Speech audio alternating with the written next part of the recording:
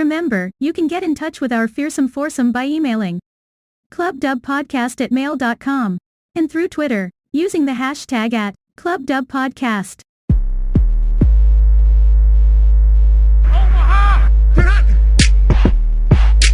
Welcome to the Club Dub Football Podcast, where the only question is, does your team make it into the club? Can he get in? No, he cannot! Hi, I'm Rob Rose, and welcome to another episode of the Club Dub Football Podcast. Although it's only been a few weeks since the end of the NFL season, it feels like a near lifetime since we were last picking winners and losers and seeing who was in Club Dub. But we're back to a usual format of sorts, as this week we'll be reviewing the winners and losers of the first wave of free agency. So I'm now going to be joined by JB, PB and Aldrin as usual, as we throw ourselves into the week's big storylines. Is it a level up in my heart? Deeply, just understanding what he brings. It's a level up. There it is, man. Thank you, brother. Hey, Appreciate it. God bless Rams you, man. Nation. Yeah. Hi, gents. Hi, Rob.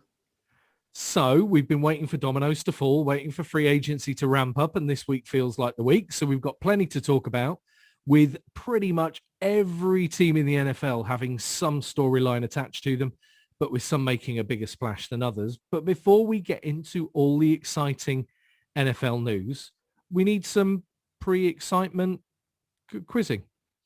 Because before we get really carried away and too enthusiastic, let's pause for a moment and take a somber second to complete. Welcome to Phil's Quiz of the Week. Over to you, PB. Thank you, Rob. And for you, this is going to be a special one this week because it's a Cardinals-related question. So, the New York Giants and the Arizona Cardinals have played each other 127 times since their first meeting back in 1926. How many wins do the Giants have in the all-time series? Is it A, 60, B, 68, C, 75, or D, 80? I wasn't expecting a D option. I was expecting like an A, B, C. I mean, I would have to go D. I mean, historically, the Cardinals are, one of the worst franchises in the history of the NFL. So you'd fancy most teams to be up on half marks, wouldn't you? I'm going to go 80. Okay, Rob. Rob goes for 80. James? I'm going to go 68. I'm going to be generous. How many games in total was it? 127 games. Dates back to 1926. You'll probably know it well. I'll go 60. Rob is in fact correct. The Giants have won 80 times. So in 127 games, the Cardinals have only beat the Giants 47 times. I love that this is a Cardinals related question you've given your friend and the host of this podcast, while single-handedly yet again rubbing in the face that the Cardinals haven't been very good. Thanks for listening. That was Phil's Quiz of the Week. In my defense, the question's from giants.com, so it was probably going to be quite Giants-led. I love the way you introed the question. It's a Cardinals question and then began with the New York Giants. So, I don't know. I said we'd take a somber moment. It was indeed very sobering, Phil. So thank you for Quiz of the Week. Always a pleasure, never a chore. And as we move into the wonderful whirlwind that is free agency, we're all going to pick our winners and losers, whether it be individuals, teams, maybe even divisions or conferences. But JB, when we picked straws earlier, you're kicking us off. So give us our winners and losers from the first week of free agency. So this week, one of the most storied franchises in the National Football League signed a 3-time Pro Bowl quarterback who has led his team to the playoffs 4 times. And on the back of what was some decent, sometimes average, sometimes above average quarterback play, raised the hopes of a franchise that hadn't seen the playoff for decades. I am, of course, talking about the Chicago Bears signing Andy Dalton. This winners and losers is hopefully going to be quite obvious because for as good as Andy Dalton is, and I wanted to get those stats out of the way first, one thing you can categorically say about Andy Dalton is he is not Mr. Unlimited. So to come into free agency now, to have all of the hype with the Bears being what a lot of people considered the front runners for Russell Wilson, to not come out with him and end up with Andy Dalton kind of feels like the Bears are the losers and the Seahawks, and in all honesty, Russell Wilson for not having to go to the Bears, are the winners. When you look at the stats of what the Bears offered, it was, I think, 3 first-round picks, which is apparently the most you can offer, a third-round pick, and 2 proven starters, and the Seahawks still said no. The Seahawks aren't going to get much better than that from anybody else. So to kind of have that much expectancy and that much hope from the fan base as this being the turnaround point for the Bears, this being a player that we've talked about that the franchise could build around and finally have that position sorted, to now come away with it with Andy Dalton. The Seahawks, meanwhile, have to come away with this as a win because for all intents and purposes, you've got to think they've retained their quarterback in a division that now has him being chased by JJ Watt and Chandler Jones, that has him going up against Aaron Donald and Jalen Ramsey like twice a year, and that monster of a 49ers defense. You kind of think if they were going to lose Russell Wilson, they'd need to replace him with someone just as good. And they probably weren't going to find him. So it's good for the Seahawks. It's good for Wilson. It's not quite so good for the Bears. Talking about not being so good for the Bears, I was waiting for it all to settle down to see just who you picked out as winners and losers. I mean, do you not think, firstly, I'll give you my view. I think Andy Dalton is an upgrade on Mitchell Trubisky. You kind of also look at Tannehill in recent years, and do you think we've got a, what would you call it, a Dalton-assance that's kind of due in Chicago, a kind of team that somehow got into the playoffs last season, who have maybe marginally upgraded at the quarterback position and also done it on the cheap. I mean, if Andy Dalton is their starter and there might be some kind of phony competition between him and Nick Foles, who knows, that the Bears might throw away. But if Dalton is a starter, $10 million for a starter feels like an absolute snip if they can get anything like his Cincinnati production. I'm still with you. I think it's a franchise that needed far more than Andy Dalton. But actually, the deal in isolation for Dalton, forget all the hoo-ha around Wilson, doesn't feel that bad a deal or that much of a misstep from that front office who, you know, are probably famous for much bigger.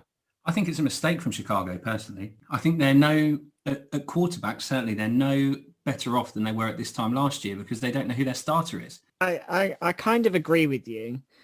But I think you're almost in a situation now where they've got Nick Foles and Nick Foles Mark II almost. You know, you've got an average kind of somewhat experienced starter. Now, I think they come out of it a little bit better in the sense that I don't think giving up the farm for Russell Wilson was the right call. You know, they haven't got enough to work with anyway. So I don't think they're all that far away. And like Rob said, if Andy Dalton can show enough, then he probably gets them a little bit further, and they've still got draft capital to work with. So I don't know. I did read that the Seahawks slept on the offer and then came to the conclusion that they didn't want to rebuild. They, you know, you've got Pete Carroll there is not really of an age or a mindset to start that whole process over again at quarterback and essentially rebuild that whole franchise. So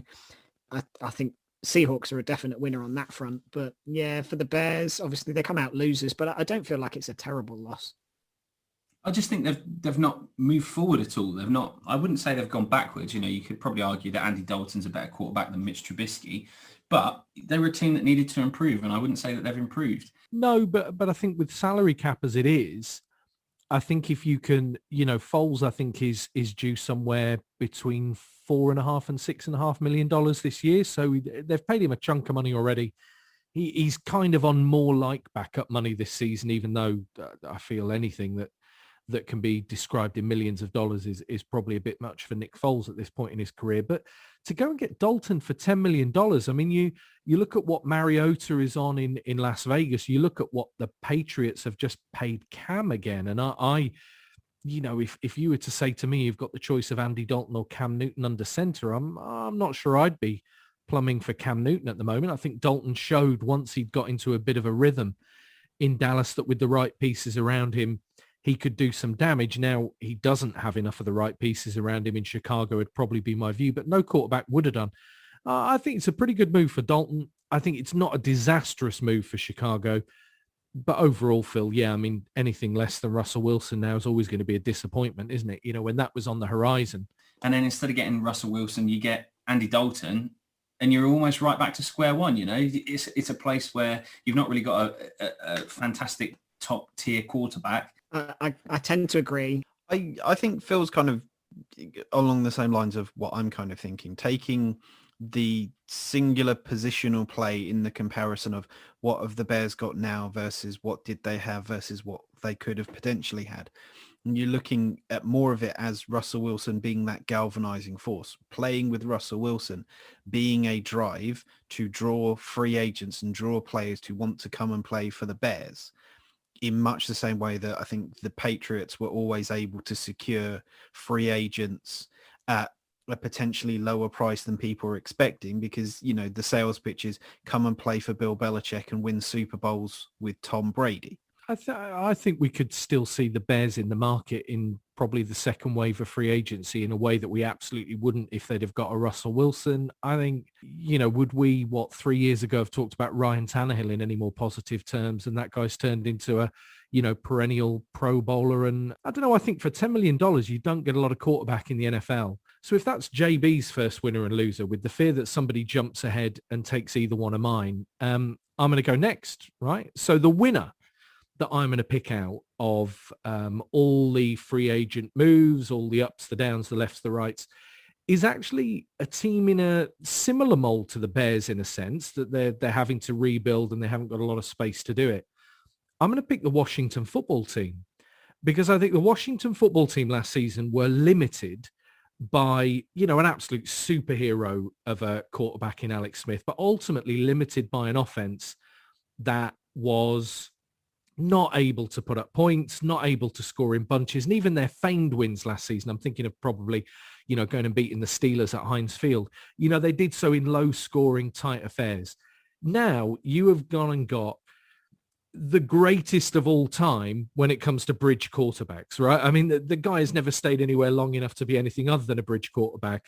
But with Fitzmagic, can you tell me that at some point next season, the Washington football team don't put up 40 points in a game?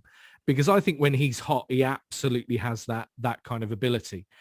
Add to that the fact that they've gone out and got some pretty interesting pieces at wide receiver.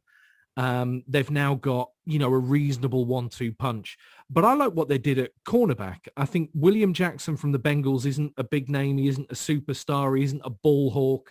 But what he is he really shores up that secondary in a team that already had pretty solid line play on both sides of the ball. I think Ron Rivera is just, you know, pulling rabbits out of hats in Washington and taking a team that 12 months ago, certainly maybe 18 months ago, felt almost like the current iteration of the Houston Texans. And I think they're going to be relevant next year. I think Fitzmagic absolutely gives them that opportunity. I think the Cowboys with Dak were, you know, in a lot of people's minds, slated to be the runaway winners of that division. And to be fair, they're pretty much slated to win that division every year, although it doesn't always go as script. And I think Washington have just done some really, really smart business. And it wouldn't surprise me with the way they've managed their cap if there's a little more to come. When I talk about their work at wide receiver, I mean, adding Curtis Samuel to play with McLaren, I think is a really good piece of business. Firstly, because obviously his Carolina Panthers kind of ties mean that he's a known quantity in a Ron Rivera system. But also the fact these guys are just quick.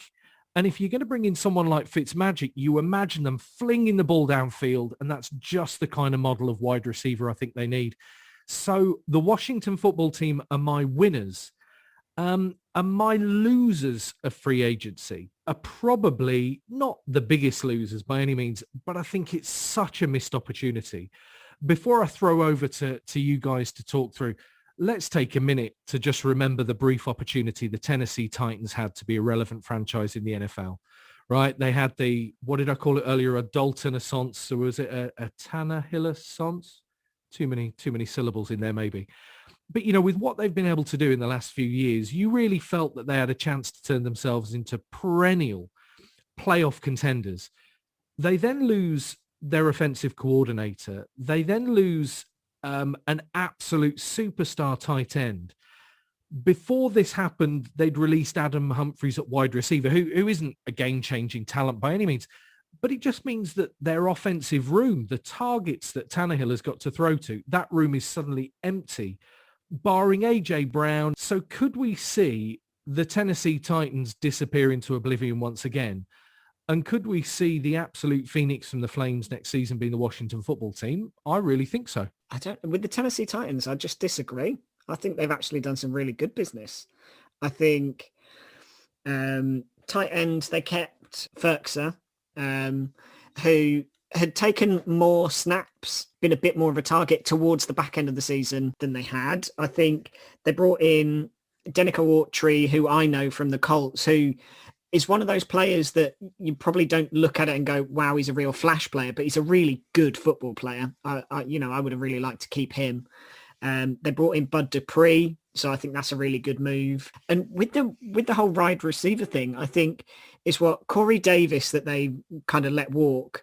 And the reason they let him walk is, they didn't pick up his fifth-year option because he's not proved that he was a good enough receiver. Now, I think the one thing that I think for teams that are in need of a receiver at the minute is you can just find one. The wide receivers they've got don't make a blind bit of difference when you've got Derrick Henry running over people for 2,000 yards, which I think he could do again this year. The reason I disagree is you are talking about the Tennessee Titans like they need to find that one. They don't need one piece. They need tight ends. They need wide receivers, and they are absolutely blowing it up and starting again when they were in line for, for me, a really good opportunity to make the playoffs again. I don't know. Tannehill is as good as the pieces around him, like so many quarterbacks in that kind of middle range. And I think Jonnu Smith as a red zone target, I just think they've lost too much. And I don't think at tight end, there are those superstars out there to go and pick up. I think at wide receiver, my fear is they're looking at the draft. And, as much as they're talking up the wide receivers in this year's draft class, it's such a hit and miss thing, receiver, as we've seen the last few years. We've already seen, talk in this offseason that Harry might be available at the Patriots and so on and so forth. I just think the Tennessee Titans had an opportunity to go and be aggressive, and they've sat back and they have missed the boat offensively. I'm with you on Bud Dupree, by the way. I think Bud Dupree is definitely the big pickup for them that could be a real difference maker, particularly with the fact that a number of players last season didn't work out on the defensive side of the ball. But no, I think if you're looking to pick up one receiver, two receivers, that's possible. I think they've let too many walk, and I think they're asking too many to come in. Do you think Jonnu Smith and Corey Davis are worth the money that they've got in, New York and New England? Because I don't think Jonnu Smith's worth what they've paid him. Tight end, I think he's a great red zone threat, but I don't know. There are Hall of Fame players who've made their career on being a great red zone threat. I mean, if you're a threat in the final 20 yards of the football field, you're going to be paid a lot of money. This guy is a red zone threat I appreciate I'm talking about a loser who are a good competitive football team, and I expect them to still be a good competitive football team. But I think we were talking about the Bears having the opportunity to make the step. Well, I think the Titans were in a better position and had the ability to really make a step. I'm liking the fact that if the Titans get picked on, that everyone's quite happy the Washington football team are going to roll into next season and be an absolute force then. I really thought they were going to be that anyway. I think I just love Fitzmagic landing on any team. He instantly makes me want to watch that team and, have a bit of fun. But I think Curtis Samuel's a great addition to go opposite McLaurin. You're right. They're great.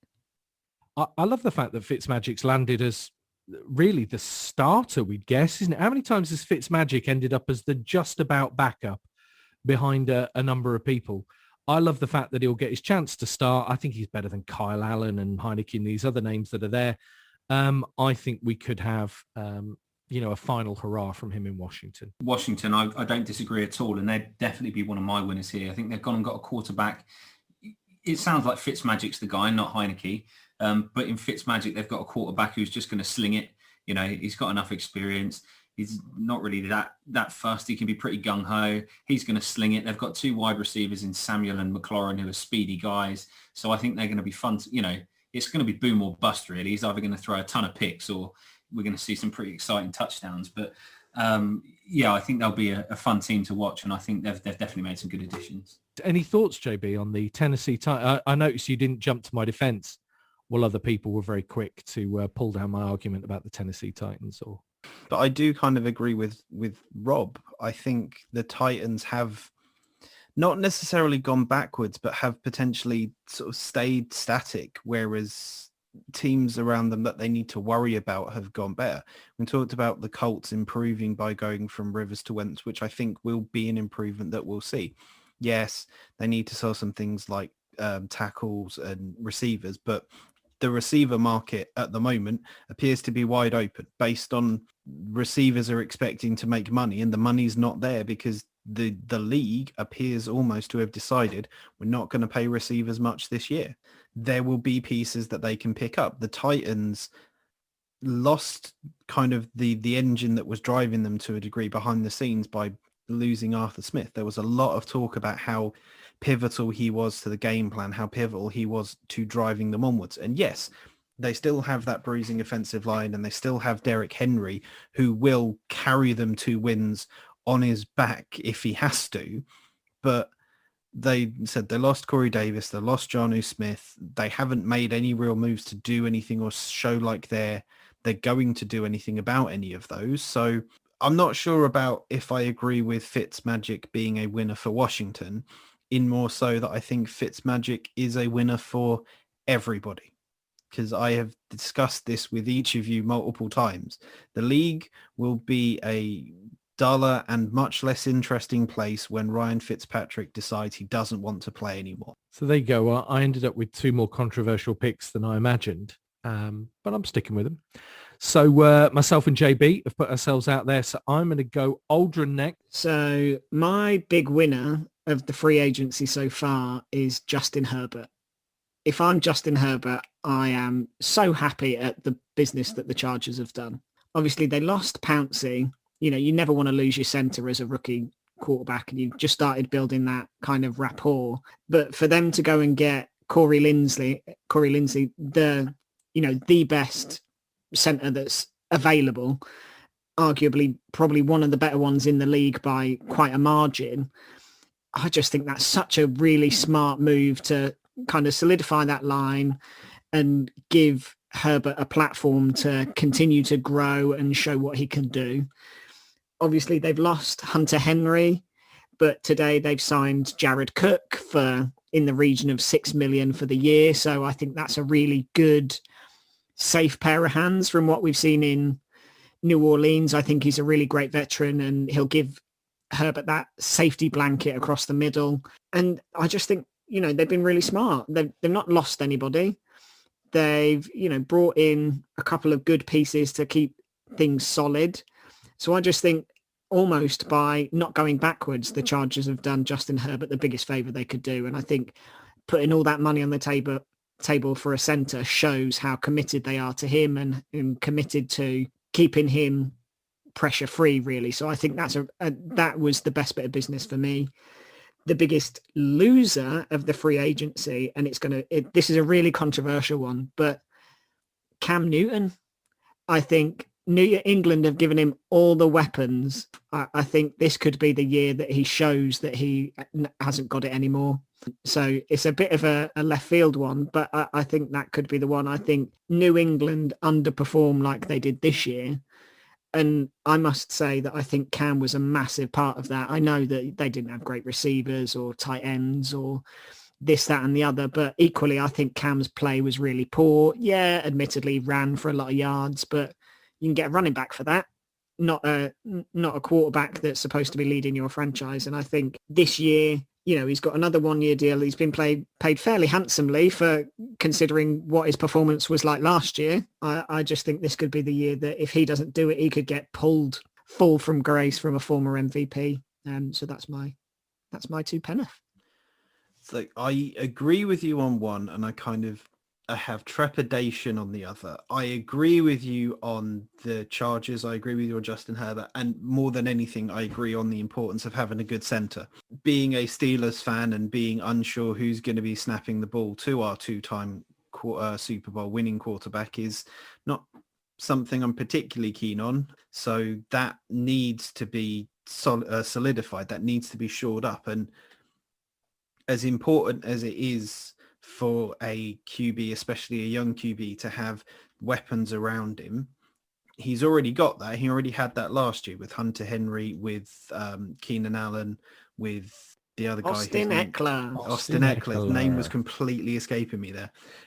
All proved last year that they've got a great chemistry with Herbert.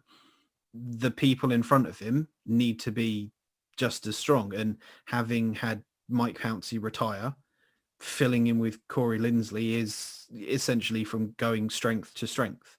I'm not sure how I feel about your prediction for Cam Newton, because I think it's an interesting time in New England because they both seem to be going back to what they know, but doing it in a completely different way, in that they're going back to that two tight end personnel kind of thing very heavily, which has brought them great success. You know, Gronkowski has been an absolute revelation ever since he entered the league, and that two tight end setup that the Patriots used with him and various other people always worked. But they're going about it by buying in free agency, which is a very un-Bill Belichick thing to do from my mind. It's usually pick up the players who you don't really think anybody else wants. Part of me thinks, yeah, Newton and the Panthers, you think about his rapport with Greg Olsen.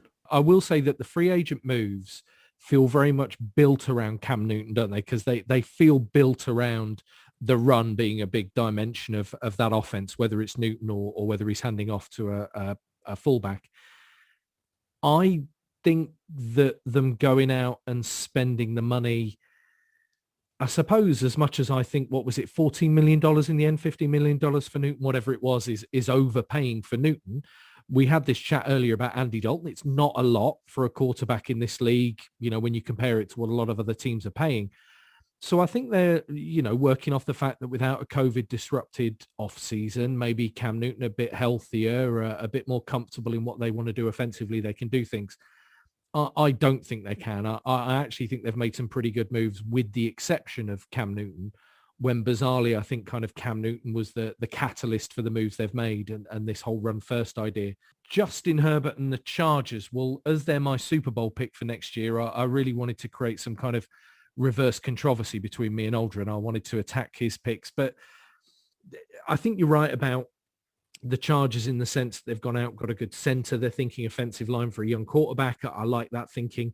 Them letting Hunter Henry go, I think, was a bit disappointing. That's a younger player who I think has a real amount of talent. I think he's a real plus to have in the New England locker room. But I will say this, Jared Cook, I mean, I've not been his biggest fan. I think the guy's been overpaid more than once in a career. But I'll say for $6 million, he's, you know, a reasonable pickup this time round. I think, you know, on a short-term deal, I think, like you say, his hands are good. I think he just gives them an option offensively that they, you know, really were going to miss without Hunter Henry in the fold.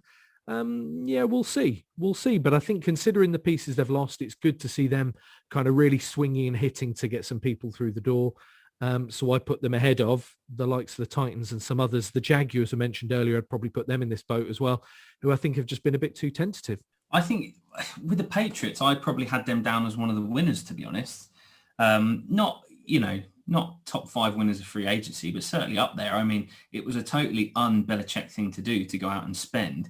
And I would absolutely agree with you that I don't think Cam Newton is the right answer for them at quarterback. That's a surprise for me. And I still could see them drafting someone and have a bit of a competition. But then a lot of people have also said that they expect Cam to perform better, you know, second year in that offense, second year having or first time having a training camp.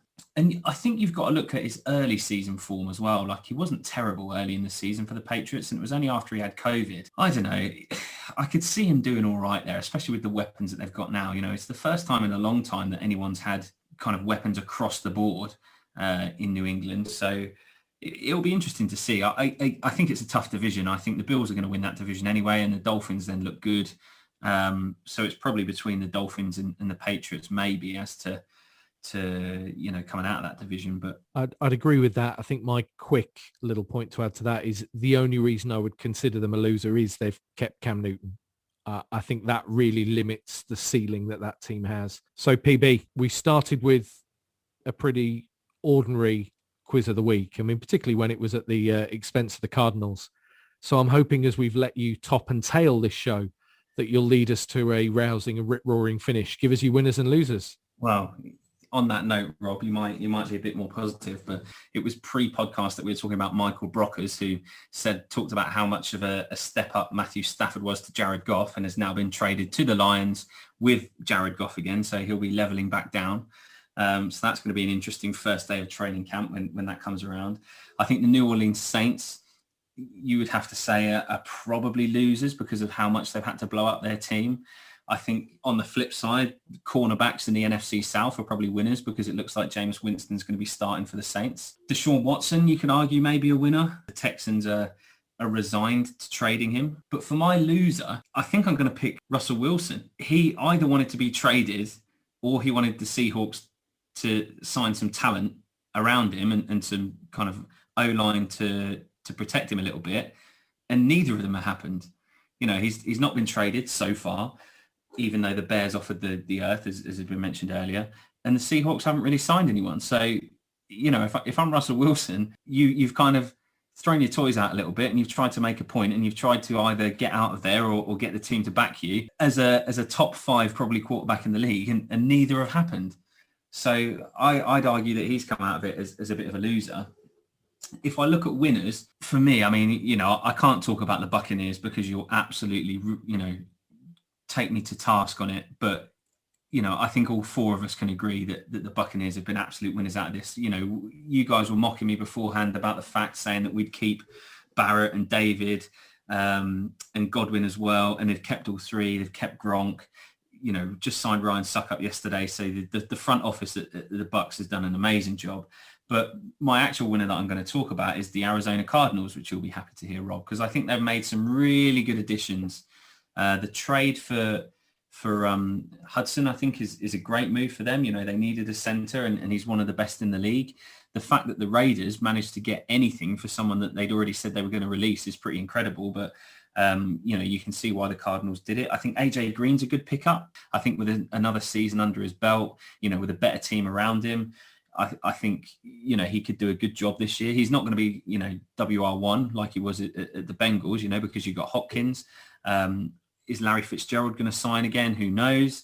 But they've got, you know, some good receiving talent. You know, if they keep Fitzgerald, they've got Hopkins, Green, Fitzgerald, Kirk as wide receiver 4. So it'll be pretty interesting there. You know, and Kyler Murray's a good quarterback as well. So he'll be happy with the weapons that he's got. And I think, you know, if you look at, well, we haven't even talked about JJ Watt, have we? And, you know, he's a great addition to the team as well. So I think if you look at the Rams in that division and think that they've improved because they've signed Stafford, they've got Stafford now instead of Goff, you know, they've made an improvement.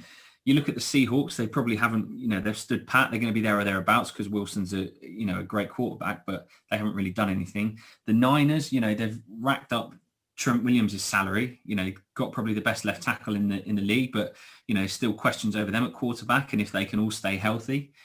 So I think the Cardinals have put themselves in a great position to make the playoffs, you know, for the first time in a couple of years next season. I think for me with the Cardinals, there's a few interesting things. I mean, with the exception of JJ Watt, obviously a lot of what we're talking about there is on offense. I mean, it is a really strange front office move with AJ Green until you think about how much the Cardinals either play or want to play 4 wide receiver sets. If you think that if Fitz stays, that'll be what AJ Green, Fitz and DeAndre Hopkins on the same team. I can't remember 3 all-pro receivers lining up in the same jerseys ever. My concern with the Cardinals is the secondary. Patrick Peterson going to the Vikings, I think, is a pity, but I think we always knew that something would have to give. Hassan Riddick going to the Panthers, having had such a stellar season last season, wasn't a massive surprise. What was a surprise was that he went for so little money.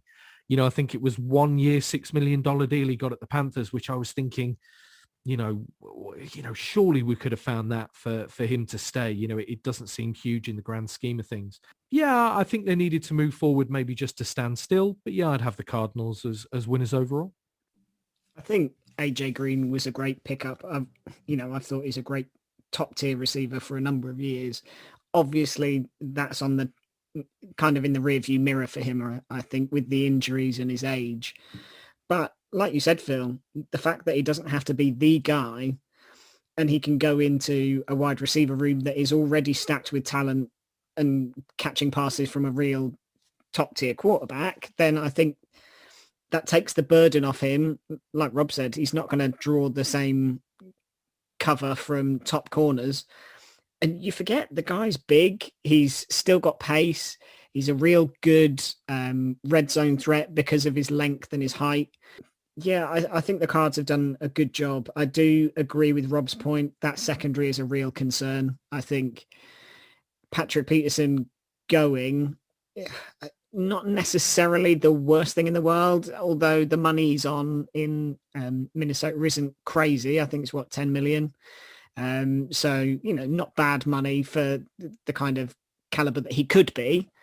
But I think that's the real area of concern. But equally, I think they've done a stellar job adding extra pressure up front with JJ and extra receivers. I think we talk about the Seahawks and you said they stood pat, but really they've just got worse. They've just lost Shaquille Griffin to the Jags. That's their arguably number one corner. So I think if the Cardinals have got 4 top tier receivers, they'll be licking their lips thinking they can go at the Seahawks secondary. So I do think that's good for the Cards.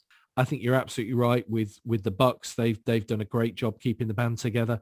And I suppose for me, the only thing to add to this, probably an overarching comment now we've been talking about centers, no line, is a week ago I theorized maybe the offensive line was going to be the sacrificial lamb, as teams tried to get themselves under the cap. I probably couldn't have been more wrong, could I? I think that the Chiefs, obviously let players go. And then, some of these guys have been paid really handsomely. I know there's kind of that second tier still left floating around in free agency, but some of the offensive linemen that hit the open market have found themselves being paid pretty good money on long-term deals. So I don't think you were too wrong, though. I don't think you were too wrong in the sense that all of these guys are available because they were cut. There's a lot of linemen knocking about at the minute, and agreeably, Chiefs and other teams have picked them up on decent money, but there's still a heck of a lot of them that are looking for a team. So I don't think you were all that far wrong on that front. But I'm surprised so many of them landed with big money, though. I mean, I think one of the guys I mentioned last week was Kevin Zeitler leaving. Was it the Giants? I mean, he's picked up by the Ravens on a 3-year deal. I mean, I just wasn't expecting that. Maybe the bounce back. But yeah, it's turned into the kind of free agency I was hoping for. I think we're one major quarterback move away from it really fitting the bill of being one of the most exciting off seasons in this regard for a very, very long time. To be fair, on the O-line point, I forgot to mention the Chiefs, to be honest, in my list of losers. The Chiefs in part lost the Super Bowl because they couldn't protect Mahomes, and Mahomes was running for his life. So what they decided to do was cut both tackles, albeit, both have had serious injuries, not replace them with tackles, but just keep signing guards. I just don't understand the thought behind that. Pay the money to get a tackle, pay the money to protect him properly. You've got arguably one of, if not the best quarterback in the game at the moment. Protect him. Don't just buy players for positions that you've already got. I think we spoke a bit about last week about the issues of the Chiefs cutting their previous 2 starting tackles. That's right tackle Mitchell Schwartz and left tackle Eric Fisher. And yeah, they don't seem to have brought anybody new in to fill those positions. They have signed good players, but yeah, a lot of them are kind of those guard types. You have to think that Eric Bieniemy, Andy Reid have a plan for how they're going to replace Mitchell Schwartz and Eric Fisher, but I don't see what it is just yet. See, I think the big loser for for the Chiefs was when Trent Williams signed his big money deal in San Fran, because I think they were probably in for him to replace Fisher. So it made things tough for them, because there aren't a hell of a lot of good left tackles that are still out there. You know, I'm a Colts fan and we're still searching for a left tackle. And when Williams is off the board, you're looking at, you know, who can you take? You know, it's not going to be Schwartz or Fisher. So you've got to find somebody somewhere. I have one more point that I'm going to drop now, which is breaking news that broke while we were recording. And I think it's fitting the winners and losers. It's a win for the NFL, which is the NFL have announced the new broadcasting agreement, which stretches from 2023 to 2033 and will net the National Football League $105 billion. And as much as I wanted to say that like a certain Mike Myers character, I felt it would kind of undercut the tone generally. The big interesting point with it as well is the fact that from 2023, they're going to move Thursday Night Football exclusively to Amazon Prime instead of having it broadcast on sort of Fox or the network or NBC or anything like that. Now, how that will affect us in the UK, I don't think it will. We'll probably still continue to have everything on Sky Sports. But it's interesting that apparently in the statement, and we're getting reports from reporters who are on a sort of a conference call about it now, the NFL's really pushing for streaming being the future. So depending on how this goes, we might see more and more things start to push forward to streaming services instead of being available on standard networks. So I think we need to stop mentioning all these companies by name. And it's about time we move into top gear with this podcast and suggest that sponsorship slots are available for those great fine businesses out there that want to reach all of us. Yeah, merchandise coming to the general populace as well very soon. Exciting stuff. I mean, a long-term TV deal. I mean, when you say that streaming is the future, streaming feels like very much now, doesn't it, in a lot of ways? So, God, yeah, by 2033, you'd hope the NFL's on that bandwagon in a big way. But it does mean that this time next season, everyone's going to have all the money in their cap calculations. So Jerry Jones will be thrilled because of all that money he's just given to Dak. That pays for it, doesn't it? The thing about it is Fisher and Schwartz will definitely be paid next season, though, right? Somebody will absolutely open up their checkbook for Fisher and for Schwartz. So another absolutely barnstorming podcast, gentlemen. So join us in 7 days' time for more of the same. Thank you, gentlemen, for your company as always, and see you next week. Good evening, sir.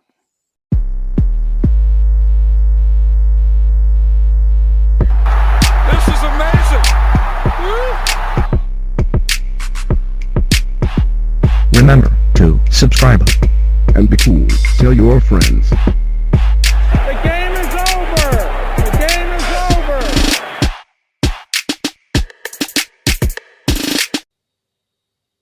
What about my quiz? Do you want to do your quiz first? That's what we normally do, don't we? Until last week.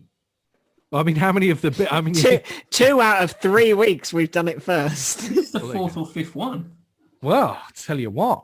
I discount the first one after my dad said it didn't work. Did your dad listen last week? Yeah, he listens every week. No, he thought the first question you asked was absolute garbage, and he was fairly spot on. But since then, it's been all right. Yeah, he likes it. Right. I'm really glad we've recorded all of this. Indeed. Can't wait for the outtakes. Remember when? Well, we didn't really have any outtakes last week. It was gutting. No, none at all. I listened. No, there was not. I listened to it, and I really struggled to find anything, but there really wasn't a lot.